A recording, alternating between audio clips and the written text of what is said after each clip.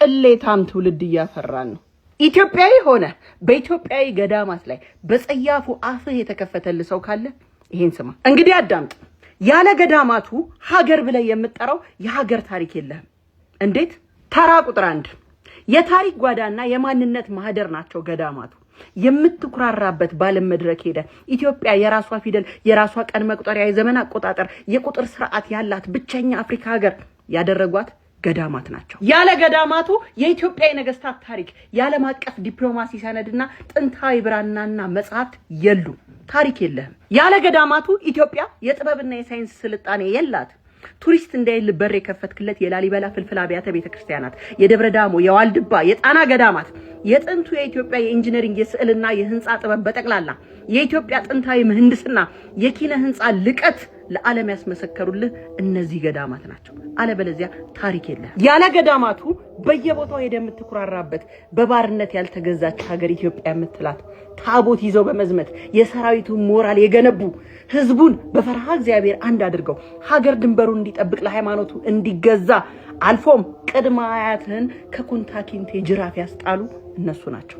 የሀገር መከላከያ መንፈሳዊ ምሰሶች ገዳማት ናቸው። የምዕራባውያን የዘመናዊ ህክምናና ሳይንስ ሳይመጣ ለክፍለ ዘመናት የሀገሪቷን እጽዋት ማዕድናት ጸበላት አቀናጅተው በሀገር በቀል የእጽዋት ህክምናና የስነ ልቦና ፈውስን ትራዲሽናል ሜዲሲንና ሳይኮቴራፒን አንድ ላይ ሰንገው ጤነኛ ወላጅ የሰጡ እነሱ ናቸው፣ ገዳማት ናቸው። ዘመናዊ ህገ መንግስትና መጽሐፍት ከመቀረጻቸው አስቀድሞ ሀገሪቱ የምትመራበትን ፍትሐ ነገስት ስርዓት እና ዛሬ የምትኖርበትን ስርዓተ ማህበረሰብ በማስተርጎም ለንጉሳውያን አማካሪ እንዲሁም የፍትህ መሰረት ሆነው የኖሩት ገዳማት ናቸው። ዘመናዊ ዩኒቨርሲቲ ሳይመሰረት የላቀ የፍልስፍና ስርዓትን በቅኔ የስነ ጽሁፍ ጥበብን በጥልቅ ትርጓሜና ፍልስፍና ለሀገሪቱ ልሂቃን ሲያስተምሩ የኖሩ የጥንት ከፍተኛ ትምህርት ተቋማት ገዳማት ናቸው። በገዳሙ ስራ መፍታት መዝናናት ለመሰለ ሳይሰሩ መብላት አይገባም የሚል ጥብቅ የሥራ ባህል በማስፈን ለግብርናው መሻሻል፣ ለአትክልትና ፍራፍሬ ልማት የእጅ ጥበብ ስራዎች ፈርቀዳጅ አርአያ ሆነው የኖሩት ገዳማት ናቸው። ካልክስ ታይም ማኔጅመንት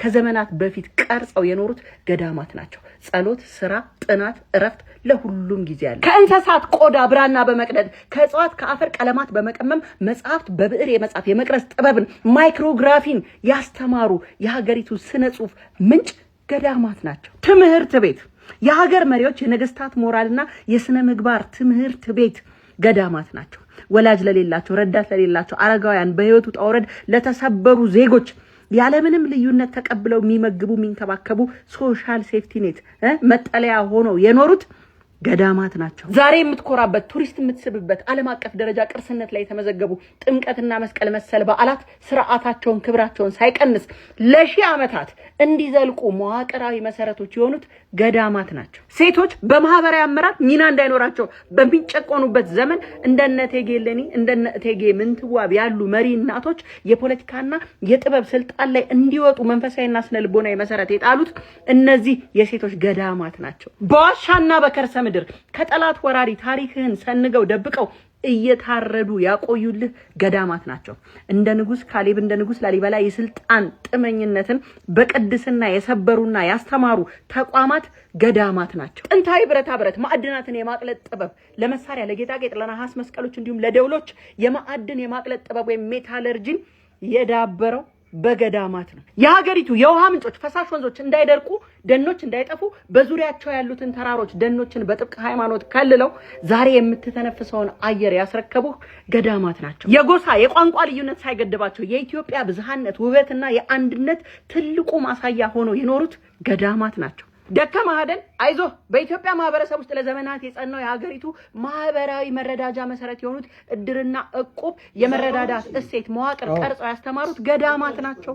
የጂኦሜትሪና የንድፍ ጥበብ፣ ታሪካዊ ዋሻ፣ ብልሃትና አርቅቆት፣ ፍልስፍና፣ ፉከራ፣ ቀረርቶ፣ ለቅሶ፣ ግጥሞቹ፣ የሰዋሰው ስርዓቶቹ፣ ኦራል ሊትሬቸር የሰጡን ፍጹም ትህትናና ትህትናን በተግባር የሚታይበት ብቸኛ ቦታ ገዳማት ናቸው። ስለዚህ ብዙ ያወራው መሰል አይደል?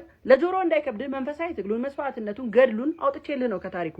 አዝናለኝ ስነግርህ ያለ ገዳማቱ ሀገር ብለህ የምትጠራት የሀገር ታሪክ የለህም። በገዳማት ላይ አፍህን ስታላቅቅ ከቅሌታም ትውልድ አንዱ እንደሆንክ ወቅ። አዎ ሳይማር መመረቅ፣ ሳያነብ ማወቅ፣ ከአባቶች ስር ቁጭ ብሎ ሳይጠይቅ መረዳት የሚፈልግ ቅሌታም ትውልድ እያፈራ ነው።